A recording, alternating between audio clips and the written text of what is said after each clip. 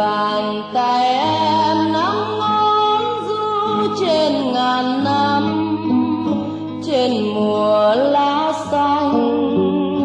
Ngón tay em gầy lên mãi du thêm ngàn